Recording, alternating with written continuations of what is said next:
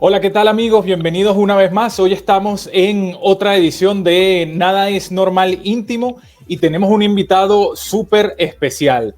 Viene desde los Altos Mirandinos y es un profesional venezolano que es motivo de inspiración y ejemplo para todos los periodistas criollos. Richard Méndez es periodista de ESPN, está ahí desde diciembre de 2006 y también es conductor de El Drink Team. Una parte de su amor por el fútbol comenzó desde muy pequeño en Caracas, cuando su padre, que fue fundador de la Unión Deportiva Canarias, lo llevaba al fútbol nacional. Y desde ese momento comenzó su amor por el Deportivo Táchira. Él mismo confiesa que fueron los colores del carrusel aurinegro lo que lo encandilaron desde que iba al estadio. Es un gran apasionado del cine, tuvo un recorrido súper importante por los medios de comunicación, cubriendo los eventos futbolísticos más importantes del planeta y además realiza cursos de narración y comentarios para formar a los nuevos especialistas. Así que para nosotros aquí en Nada es Normal es un placer y un gusto tener a Richard Méndez. Gracias por aceptar la invitación. Richard, bienvenido. Un gusto como siempre, Lizardo, Rafael, nada es normal, de verdad. Yo no me considero un tipo normal. ¿Cómo están? Qué gusto. Gracias por estar aquí, Richard. Bueno, y primero lo que queríamos saber es cómo fue ese inicio desde asistente de producción de Amores de Fin de Siglo y luego pasar a la parte deportiva y a narrar partidos de fútbol, para que nos comentes un poco, Richard. Sí, mira, a ver, es un poco atravesado el tema, ¿no? Porque yo trabajaba en Radio Caracas Televisión, mi sueño, yo me imaginaba como Dino de Laurentiis, ¿no? En el futuro, que yo iba a ser un cineasta o algo de eso. Y Radio Caracas Televisión te permitía ser el sitio donde tú podías aprender y aprender muchísimo de televisión.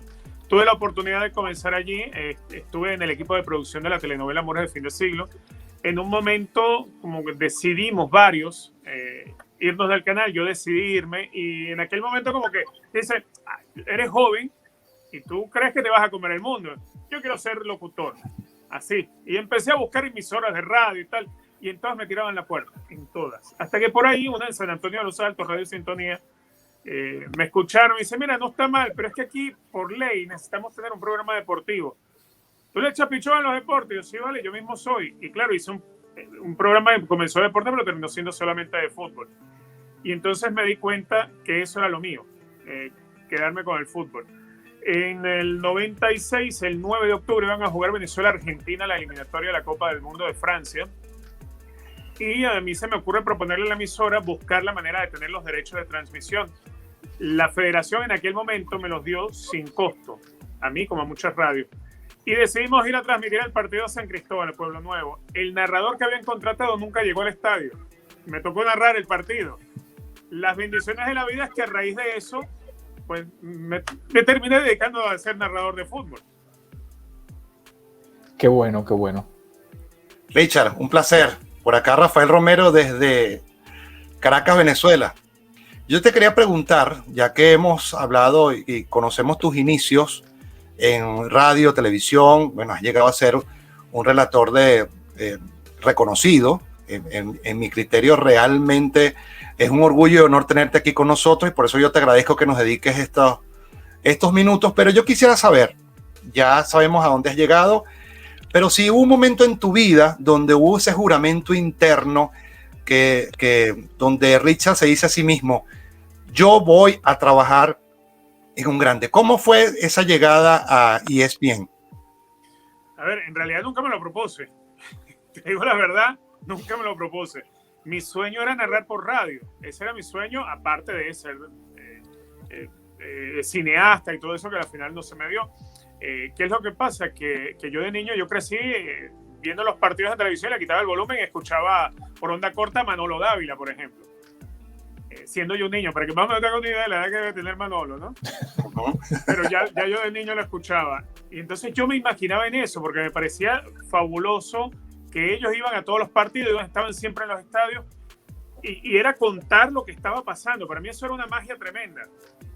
Claro, la dinámica de los medios me llevó a estar en televisión un día, en Meridiano, después de haber hecho algo muy breve en Televen. Entonces como que te empiezas a dar cuenta que, mira, la televisión es mucho más amplia, puedes llegar mucho más lejos, y yo seguí siempre haciendo radio. Nunca me imaginé ni siquiera que iba a vivir fuera de Venezuela. Yo creo que de no haber sido que se atravesó ESPN, yo todavía estaría en Venezuela y tal vez no estuviéramos haciendo este programa en este momento. Lo que sí, cuando ESPN me invita a mí para hacer un casting en Caracas, una primera entrevista, ahí como que sí se me encendió el bombillo y digo, caramba, ¿será que sí? Y entonces yo soy el tipo de persona que toda la vida, y eso es una recomendación que le doy yo a los jóvenes, si se me detiene el autobús de las oportunidades enfrente, yo me voy a subir. Nunca le voy a tener miedo a hacer algo nuevo, inventarme algo. Porque lo peor que puede suceder es, bueno, que me tenga que devolver.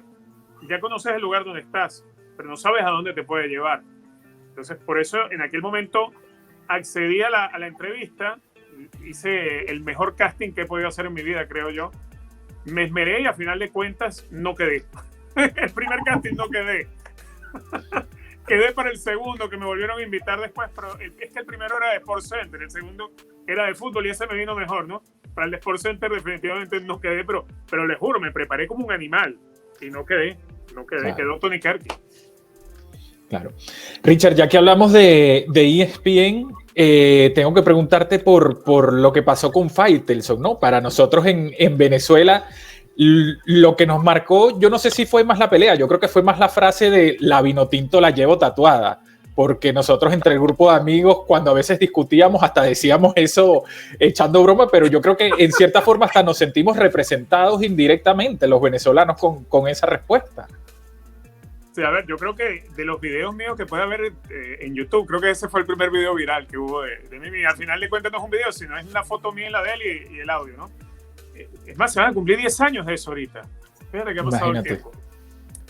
Creo que, a ver, en cierto modo, cuando a mí me tocó venir a trabajar acá a los Estados Unidos y empezar a trabajar con tanto mexicano, tanto argentino, tanto colombiano, y en el fútbol era el único venezolano en aquel momento que estaba acá, siempre sentí que sí, me pesaba el pasaporte, como le pesaba a los jugadores.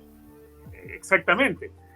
Porque quizá para nosotros no, pero si yo a ti te digo, mira, hay un analista de deportes cubano, que es un fenómeno en fútbol, y tú vas a pensar, ¿cubano de fútbol? No vale, chicos, yo lo que saben es de béisbol y de boxeo. Igual me veían a mí. Entonces, digamos, era que te tenías que imponer. En un programa tenías que estar preparado el doble o el triple de los que están alrededor tuyo, porque ya estabas compitiendo con la nacionalidad y el acento. Entonces lo difícil era mantenerse.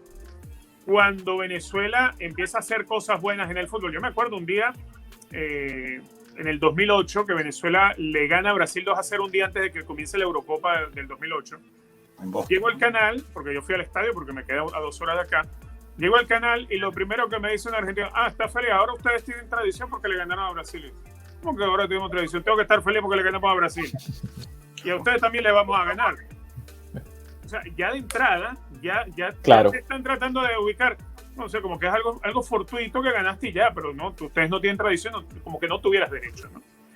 Cuando te cansas de oír y que te repiten que Venezuela no puede hacer esto porque Venezuela no ha ido al Mundial, porque Venezuela no merece ganar una Copa América, Venezuela dice, ya, pero que estamos locos.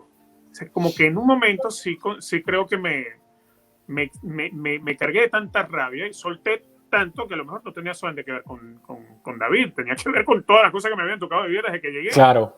Entonces, en ese momento, no solamente muchos venezolanos se lograron sentir como que se habían sacado una piedrita del zapato, le habías dado una bofetada a alguien, sino el costarricense, el salvadoreño, el hondureño, el guatemalteco, porque estaban teniendo la misma respuesta que muchos de ellos quisieran haber tenido y no tenían la oportunidad porque son fanáticos, porque uno es médico, el otro es autobusero o lo que sea, se dedican a cualquier cosa menos a lo que me dedico yo.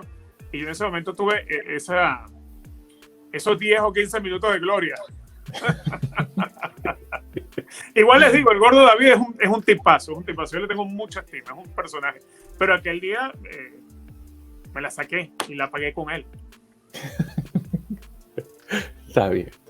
Richard, hace 15 años que saliste de Venezuela por algunas circunstancias, quizás técnicas, no te podemos ver con frecuencia, sobre todo en ESPN, de disfrutar tus relatos, pero sí te has convertido en el relator de Norte y Centroamérica, pero yo quisiera saber, y sobre todo para nuestra audiencia de Nada es Normal, ¿qué extraña Richard Méndez de esa Venezuela que dejó hace 15 años? ¿Qué nos puedes comentar? No, extraño todo. Extraño, no sé, mira, extraño el olor de Plaza Venezuela cuando estás pasando frente a la venta de perro caliente y bajarte del carro. Hombre, bueno, vamos a comer un asquerosito aquí. Extraño esas cosas, extraño ir al Brígido de Iriarte, extraño la calle por la cual yo caminaba todos los días para ir al liceo, extrañas las amistades, los afectos, lo que más extrañas. Extrañas tantas cosas y por más que uno vive en el extranjero y hoy en día, afortunadamente con la diáspora, cuando yo llegué aquí, por lo menos en donde yo vivo, éramos 5 familias venezolanas, ahora son más de 70 familias venezolanas. Estamos hablando de una buena comunidad venezolana, entonces aquí ya tú consigues pequeños congelados, consigues ponche, consigues todo. Muchas cosas que se hacían en Venezuela y que ya no se hacen en Venezuela, pero se siguen haciendo fuera de Venezuela, hechas por venezolanos. Entonces terminas dándote cuenta que logras recuperar algunas cosas, los sabores, los aromas y todo, pero tus vivencias no las tienes. Cuando regreso a Venezuela, ni siquiera las calles se parecen. No encuentras la misma ciudad que antes. Y no es que me refiero a que le cambiaron el rayado, lo que antes iba por la derecha ahora va por la izquierda, no. Es que de pronto ya hay basura donde antes no la había, ese tipo de cosas, ¿no?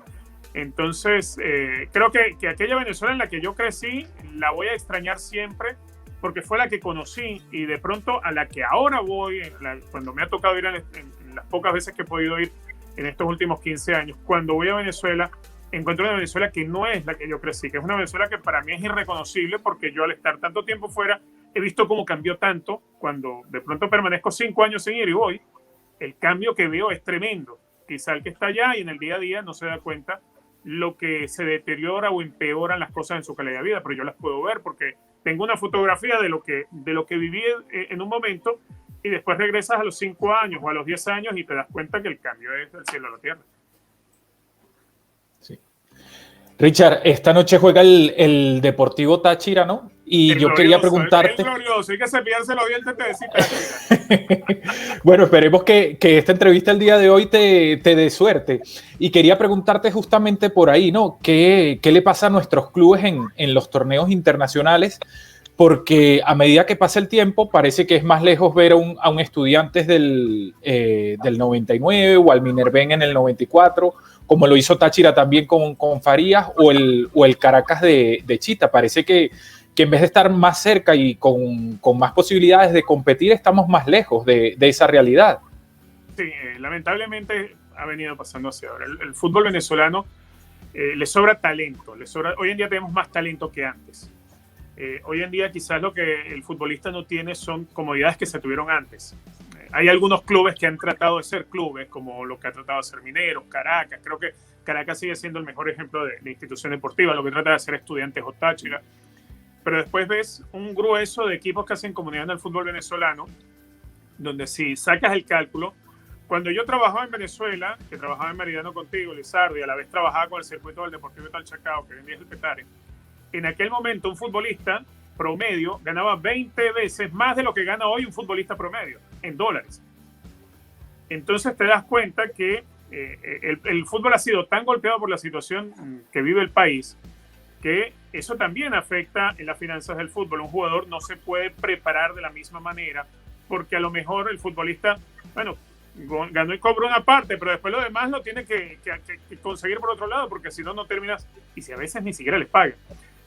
Hay futbolistas que tienen que montar un negocito de venta de empanadas para poder completar los ingresos que no te da el fútbol. O sea, hoy en día es muy difícil que un futbolista viva del fútbol en Venezuela.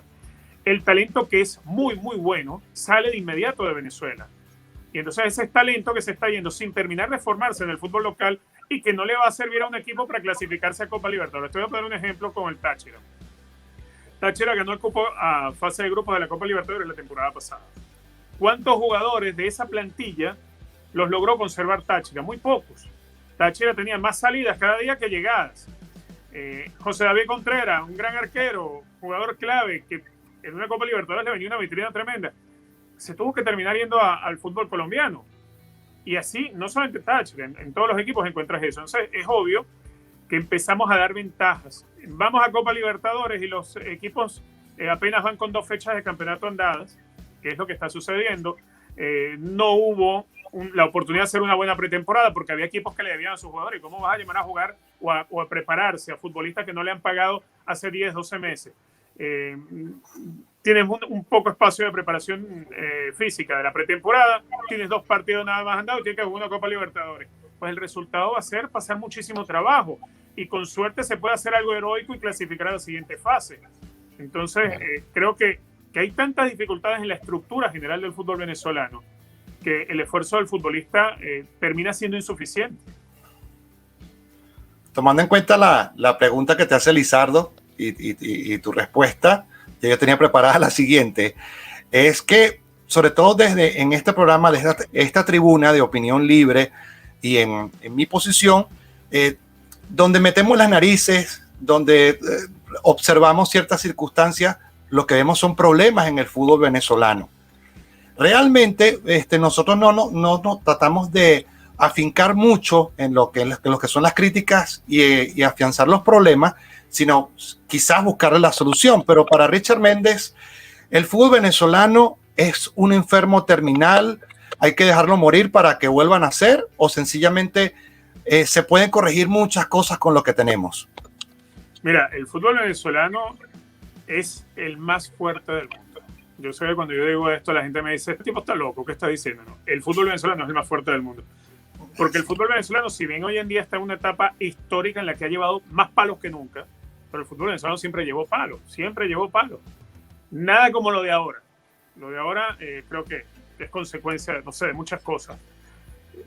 Pero lo que hay que hacer en el fútbol venezolano para mejorarlo, primero es sincerarlo. Y para sincerarlo tienes que adecentarlo. Eso es lo que no está sucediendo en el fútbol venezolano.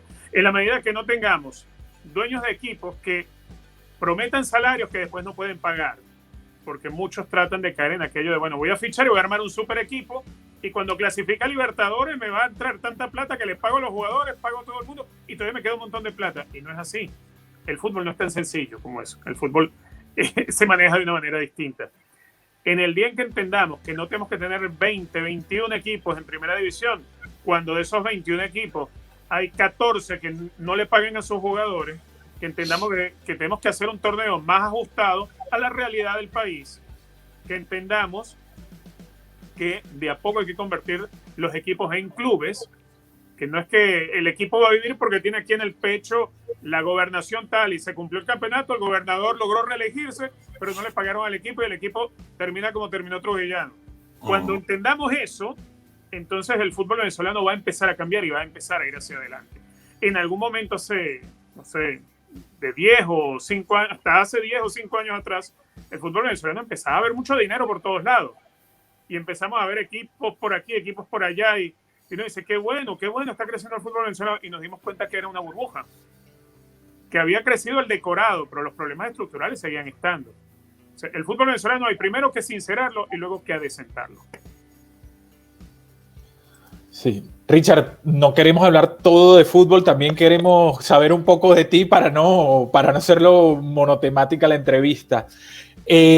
Cuéntanos un poco que tuviste un accidente de tránsito, ¿cómo fue esa situación? Fíjate, estaba con mi esposa, dejamos a mis 2 hijos en la escuela ese día y tenemos que hacer unas diligencias en otra ciudad, a unos 40 minutos de acá más o menos. Ya estábamos llegando al sitio y en una de esas callecitas que alguien que tenía que hacer el stop al salir de esas calles porque yo iba por la avenida principal, la persona era una mujer y estaba metida en el teléfono. ¿Sabes? Que uno va manejando y metido en el teléfono. Claro. Y no nos vio, se pasó el stop y yo me di cuenta que nos iba a dar, traté de evadirla, pero me ha dado tan fuerte, porque además nunca frenó, nunca se dio cuenta que me estaba llegando encima, que nos golpeó y dimos 2 vueltas. Afortunadamente, ahí es donde en Venezuela yo nunca usaba el cinturón de seguridad y aquí lo usaba porque es ley. Gracias a Dios tenemos el cinturón de seguridad porque al final de cuentas lo que tenemos eran unos rasguños en la mano y nada más. Nunca había vivido una situación como esa. Gracias a Dios, yo creo que había un ángel por allí, porque imagínate, ¿qué hubiese sido de mis 2 hijos, por ejemplo, en ese momento, si mi esposo y yo hubiésemos tenido ese enlace fatal? ¿A dónde hubiesen ido?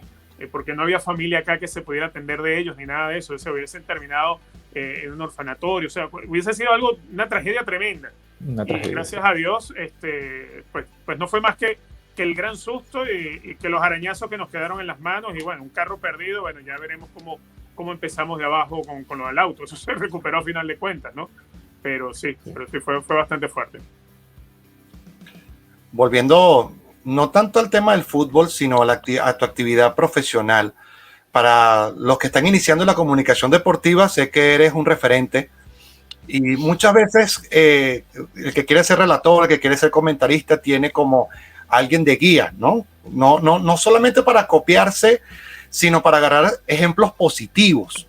Entonces yo quisiera que, Richard, ¿qué le puedes recomendar a todos ellos, sobre todo para el que quiere iniciarse en el relato deportivo?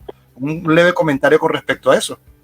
Bueno, mira, en principio, cuando tú sabes que tienes talento, lo que tienes que hacer es pulirlo tú mismo. ¿Y cómo lo pules? Bueno, tratando de perfeccionarlo.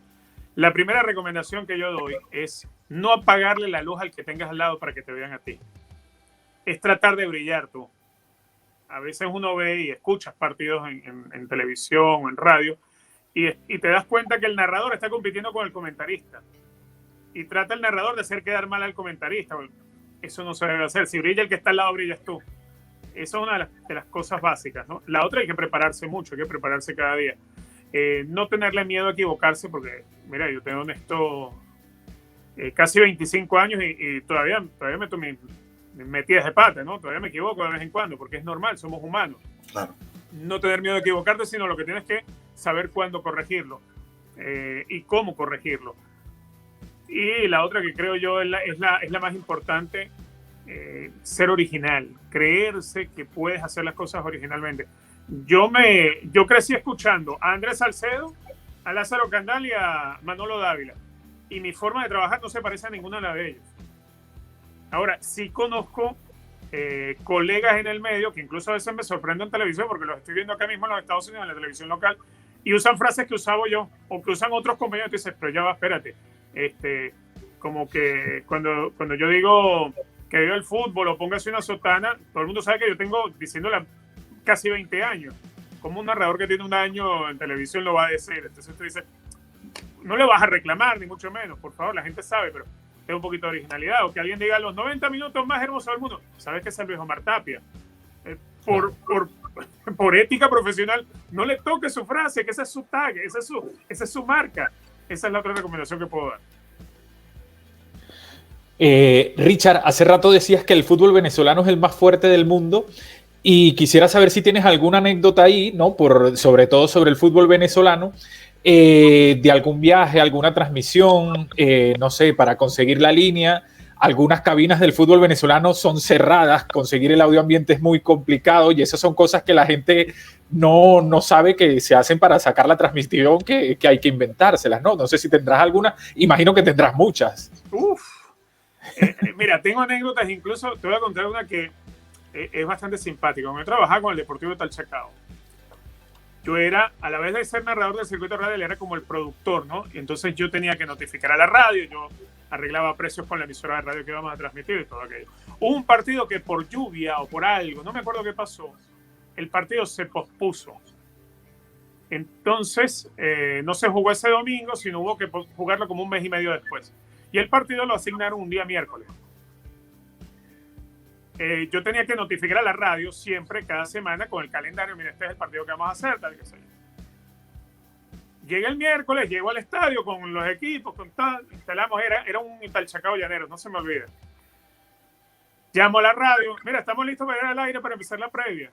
¿Cuál previa? ¿Cómo cuál previa? La de Talchacao Llaneros.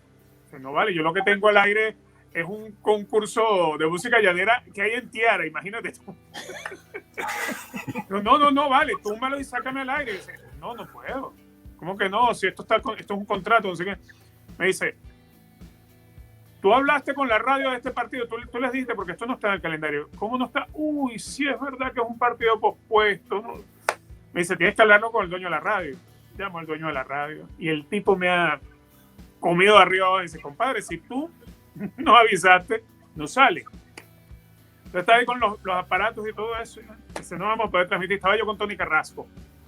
Y vemos que el presidente del equipo, Giovanni Bonici, a él le gustaba ver los partidos dentro de la cabina porque nos escuchaba narrando. y el tipo venía directo a la cabina. Venía subiendo por las escaleritas del Olímpico. Y tú me dices, chamo, ahí viene el presidente, ¿qué vamos a hacer? Sí, es que si no salía el partido estábamos votados. Yo le digo, pues nada, vamos a fingir que estamos haciendo el partido. Total, él no va a prender la radio, él se sienta ahí. Y eso hicimos, se sentó ahí al lado de nosotros, como siempre. Qué bueno, qué bueno. Cerramos el partido con cuñas, dimos pase a la emisora, pase al que estaba abajo en la cancha, todo. Previa, todo, post partido, todo tal. Y no salimos para ningún lado porque estaban los aparatos encendidos, pero no estaban conectados con nadie. Se están enterando ahorita, ¿no? ¿O no? Ya no me puede votar. Buenísima, está buenísima. Por lo general, cuando recordamos aquellos narradores que nos han marcado, ¿no? En el fútbol, recordamos un gol, una incidencia muy, como decir, recreada, ¿no? En mi caso, yo te recuerdo cuando en un partido, cuando transmitías con Meridiano, sobre todo esas subidas que tienes tú cuando hay una jugada importante. Recuerdo cuando Derlei Pereira jugaba con el Caracas, que le metió un zapatazo en Euridio Iriarte que la mandó a las nubes, y bueno, tú subiste el tono de voz bastante, ¿no? Como es tu costumbre. Y también recuerdo aquella entrega, sobre todo narrando en radio, sobre todo un partido que yo escuché creo que fue Venezuela-Argentina, que realmente transmitía bastante emoción, y eso es lo que te lo quería comentar sobre todo en off, que ya tenemos la oportunidad de hacerlo en este momento. Pero fíjate tú, nosotros nos hemos declarado de guardia, sobre todo desde la semana pasada con el tema de la Superliga. Yo me he dedicado a ver tus opiniones en el Dream Team y en otras entrevistas que has dado, y obviamente estamos muy claros tu posición. Y bueno, realmente teníamos estructurado una pregunta para eso. Yo le comento a Lizardo, mira, yo creo que lo de la Superliga ya está bastante hablado y bastante rayado. Entonces ahora, como lo que está en boga ahorita es la llegada de Soteldo a la Major League Soccer, bueno, yo quisiera que nos deje una opinión, porque hay muchos que piensan, no, Soteldo se equivocó, ha debido dar el gran salto para Europa, pero realmente qué piensa Richard sobre la llegada de Soteldo al Toronto Football Club? Fíjate, Rafa, lo primero, la gente tiene que estar clara que para dar un gran salto tiene que haber algún sitio al que vayas a caer cuando saltes. Uh-huh. Y en este caso de Soteldo no hubo una oferta de Europa. No hubo. Yo estoy seguro que su representante lo habrá buscado por todas las vías, que Soteldo tiene el talento para estar en Europa, seguramente, pero que no interesó. En algún momento en Venezuela hablaba, a mí me sorprendió porque todos los días, no, el Tottenham Hotspur está detrás de Soteldo. El Tottenham. No, que el Napoli, que el Inter, suena el Napoli y el Inter. Sí, ellos sonaban en Venezuela, pero Soteldo no estaba sonando allá. Necesitaban destrabarlo porque Santos no había pagado a Huachipato, y Huachipato quería salir del jugador para tener sus ganancias. Bueno, había que esperar una oferta, y las dos ofertas fue aquella de Arabia Saudita y la del MLS. Si hubiese habido alguna de Europa, lo hubiesen tomado seguro. La salida de Soteldo a la MLS, creo yo, es un torneo donde él podría estar un par de años, y si él lo logra, y si su representante lo consigue, puede dar el salto a Europa. Ahora, tiene que trabajarlo. No es que Soteldo, porque haya sido un gran jugador y el 10 del Santos de Brasil, es que ya tenga el éxito garantizado, ¿no? Eso no te lo garantiza. Voy a dar un ejemplo rápidamente. El Piti Martínez salió campeón de la Libertadores con River Plate y figura, y fracasó en la MLS. Porque en la MLS hay algo que es primero el fondo físico. Aquí los partidos se juegan 90 minutos. Aquí los jugadores tienen que ser solidarios en defensa, porque es la forma de jugar, de ida y vuelta durante 90 minutos. Eso creo que Soteldo lo tiene que mejorar. El talento lo tiene para ser el mejor de la liga, pero tiene que entrar bien en ese par de aspectos. Llega como jugador franquicia, tercer jugador franquicia de Toronto, va a estar junto a Michael Bradley y el español Alejandro Pozuelo. Soteldo sería la otra figura del equipo. Hoy la estrella es Alejandro Pozuelo en ese equipo. Hoy esa es la estrella. Creo que Soteldo tiene para ser la estrella, pero vamos a ver cómo evoluciona, cómo se adapta. Creo que se va a adaptar bien, porque el fútbol prácticamente, si vas con apetito, vas a triunfar. Pero hay que verlo primero. Si llegó al MLS, no es que es un desastre. De aquí salió, del Vancouver Whitecaps salió Alfonso Davies y fue al Bayern Múnich. y campeón de Europa y el mejor lateral izquierdo del planeta por un buen tiempo. Salió de aquí Tyler Adams, es titularísimo en el Leipzig en la Bundesliga de Alemania. Salió Miguel Almirón del Atlanta United para jugar en el Newcastle United. ¿Por qué no le iba a suceder a Soteldo? Esperemos que sí. También está el ejemplo del mismo Yangel, ¿no, Richard? Que le fue bien en la MLS y ahora está en un Granada que ha hecho un temporadón este año. Tanto él como el equipo. Sí, fíjate, Yangel es un caso lindo, la verdad, porque a él lo fichan después del Mundial Sub-20, en 2017, lo ficha el Manchester City y lo pone a préstamo. El Manchester City vio algo que no vio nadie y lo convirtió en un engorde y lo puso a préstamo en una franquicia que también le pertenece al grupo de City, que es el New York. Yangel Herrera era suplente de ese equipo, era suplente de Andrea Pirlo. Y para Yangel fue un jamón mandar a Pirlo al banco en ese equipo que dirige a Patrick Vieira. Le saca el puesto a Andrea Pirlo, se convierte en figura del New York City. Es un jugador que comprende el fútbol como muy pocos y definitivamente se le da la oportunidad de ir a Europa. Entonces, ¿por qué eso no le vaya a pasar a Soteldo? Muchos ayer me decían, caramba, pero es que qué suerte tiene Peñaranda, está en Europa. Sí, pero mira dónde está Peñaranda. Soteldo de llegar a Europa va a llegar mucho mejor y va a calar más, pero tiene que dar el salto. Peñaranda quizás tuvo más suerte, consiguió llegar a Inglaterra, al Watford, y después pasó lo que pasó con él. Pero Soteldo es de aquel grupo, junto a Yangel, junto a Córdoba y junto a otros, de los que ha mantenido un ascenso importante. Entonces yo creo que eso en algún momento tiene que dar esa satisfacción de verlo en Europa, ojalá. Richard, y empezamos a hablar de los jugadores venezolanos, hay que hablar también un poquito de la selección. Yo creo que hoy en día esta selección es una selección de jugadores de mucho talento, pero siento que falta algo y quería preguntarte, ¿crees que con esta selección sí vamos a lograr estar en el Mundial? Porque por lo menos la eliminatoria no se arrancó muy bien, aunque después se dejó un muy buen sabor de boca contra Chile. Yo creo que lamentablemente Venezuela, por problemas entre, que en paz descanse, Jesús Berardinelli y Dudamel, ha interrumpido un proceso. Más allá que la gente pueda criticarle a Dudamel, mira, es que él no iba a llevar a Soteldo a la Copa América, o no sé, el empeño con Peñaranda, todo eso es válido. Pero no se puede negar que el grupo era compacto, que Venezuela con Dudamel terminó el puesto 35 del mundo. Venezuela logró tener el puesto 35 del mundo, es el más alto que hemos tenido en toda nuestra historia. Se originó esta pelea, Dudamel decidió largarse. Berardinelli estaba buscando traer a un gran técnico, no sé con qué dinero le iban a pagar, pero estaban buscando traer a Sampaoli en su momento, antes a Pekerman, y al final de cuentas nos trajeron a Peseiro. Peseiro no es que sea mal técnico, pero sí evidenció durante las primeras 2 fechas sobre todo el desconocimiento y el no haber podido conocer sobre la idiosincrasia del futbolista venezolano y sobre nuestro entorno.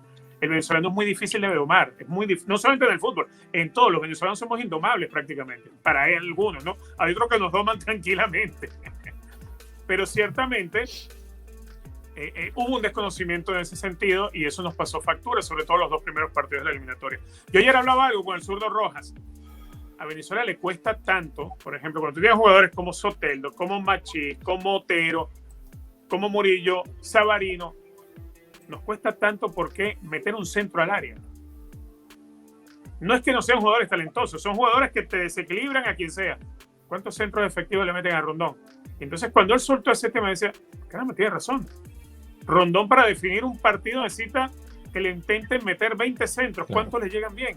A aquel que le llegó con Soteldo en el partido con Chile, uno de los pocos, que es el que termina de servir para ganar. Entonces Venezuela tiene muchas cosas que trabajar a nivel de esta selección y más porque se le está tratando de cambiar su forma de juego. Antes había una forma de jugar clarita, entendida y asumida, pero esto es un proceso nuevo, por eso yo hablo de la interrupción del proceso. Puede gustarnos o no lo que jugaba Dudamel, lo que jugaba Farías, lo que jugaba Richard Páez, pero entre cada proceso, cuando se detiene, se interrumpe, cuando está en un crecimiento, va a costar tiempo volver a estar sobre el camino realmente de lo que pretenda la idea del técnico. Richard, el tiempo vuela, ¿no? Y por eso te traigo la promoción 2x1, ¿ok? 2 preguntas. ¿Y qué me gano? Que soy un Big Mac o algo, ¿no? Algo así, algo parecido. Mira, esta pregunta te la manda nuestro compañero Ricardo Pérez el Lobo, que él está en Sarasota, no pudo estar en el día de hoy por compromisos profesionales, pero él te formula la siguiente pregunta, él te dice, hay futbolistas que no les gusta que un periodista opine sobre fútbol porque nunca jugaron fútbol. Entonces, ¿qué puedes decir tú al respecto sobre ese tema? Porque yo lo he visto también, que hay futbolistas que dicen, bueno, porque este periodista o este comentarista va a opinar con esa titularidad cuando no nos puede entender porque nunca jugó fútbol. Y la otra pregunta es rápida, es con respecto a la multiplicidad que hay ahorita en los programas deportivos, sobre todo en los podcasts. ¿Qué corta recomendación les puedes dar tú para ser originales, por marcar diferencia? A ver, voy con la primera. No tiene mucho sentido que un futbolista se moleste porque un periodista analice el fútbol. A ver, yo creo que todos tenemos la oportunidad de aprender a estudiar el fútbol. De hecho, a mí me tocó hacerlo y seguramente ustedes también. Sí. Es como que yo me moleste porque conmigo transmite un partido Giovanni Savarese o Mario Alberto Kempes o Nilton Batata o Tato Noriega, porque ellos jugaron al fútbol y nunca fueron analistas o periodistas o nunca fueron gente de televisión. No tiene que ver, tú siempre puedes aprender algo nuevo, ¿no? En mi caso, podría incluso decir en mi defensa que no todos los futbolistas entienden el fútbol.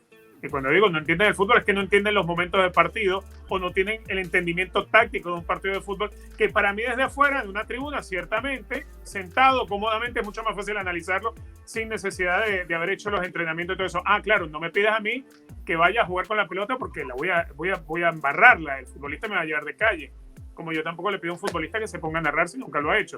Eso creo que son temas completamente diferentes, pero no por eso tengan que ser ubicaciones antagónicas y que no puedan convivir. La otra, me preguntaste. La otra, por ejemplo, este montón de programas que hay muy buenos, de los podcasts, programas deportivos, ¿qué podrías recomendar? Ya que tú tienes tienes varios, sobre todo el Dream Team, que es el más seguido, por lo menos en mi criterio. ¿Qué puedes recomendar para marcar una diferencia, para ser distintos? Bueno, en principio la originalidad, ¿no? Nosotros cuando empezamos con el Dream Team, de Drink nada más tiene el nombre y el chalequeo que ponemos entre nosotros. Inmediatamente me acuerdo que empezaron a salir podcasts y todos tenían que salir con una botella de cerveza. Es que tú no tienes que tomar para hacer un podcast. Claro. Esa es una de las cosas, ¿no? Creo que es fácil tratar de ser original. Yo creo que es fácil tratar de ser original. Porque todos en el día a día tienes tu forma de ser, tu día a día es distinto al mío, al de Lizardo. Entonces no tienes por qué imitar el día a día de otra persona. Trata de tomar algunas ideas, sí, pero trata de llevarlas a tu lado, de hacerlas. Yo creo que eso lo primordial es eso, tratar de ser originales. Afortunadamente hoy en día el tema de podcast se ha convertido en la radio a la carta y te permite hacer radio a la carta y hacer periodismo sin necesidad de haberlo estudiado, sin necesidad de ser locutor. Pero la otra que yo le pido a que haga podcast es que debe ser responsable con el aprendizaje que tengas. Si no tienes el aprendizaje, procura enterarte, procura aprenderlo, procura cuidar los códigos de publicar informaciones verificadas, de ese tipo de cosas que veo yo que se hacen a lo libre, ¿no? Y cualquiera dice cualquier cosa y entonces terminamos cayendo en lo que son las redes sociales a veces, ¿no? Que cualquiera tuitea, mataron a alguien y ese alguien no está muerto, está vivo, ¿entiendes? Porque no podemos creer que ya tenemos una patente de periodista, un título de periodista porque tienes a la mano una red social. Claro. Bueno, Richard, gracias por tu tiempo, gracias por estar con nosotros y nada es normal, es tu casa y las puertas están abiertas y por supuesto que te contactaremos más adelante para conversar contigo. Claro que sí, Lizardo, Rafael, yo encantado de la vida, aquí me la he pasado muy bien. Cuando quieren igual armar un chalequeo o lo que sea, aquí estamos también. Que son los programas que tenemos lunes y viernes, que son un poquito más relajados y donde opinamos libremente de fútbol, pero es como tú dices, con responsabilidad y tratar de prepararnos sobre todo para desarrollar bien el tema. De mi parte, de verdad, agradecido, le hemos pasado muy bien.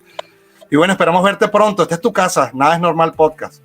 Claro que sí, también de mi lado, bueno, cada vez que podamos juntarnos y si sea acá o allá, perfectamente, bienvenido siempre, ¿ok? Gracias. Un abrazo, Richard, muchas gracias.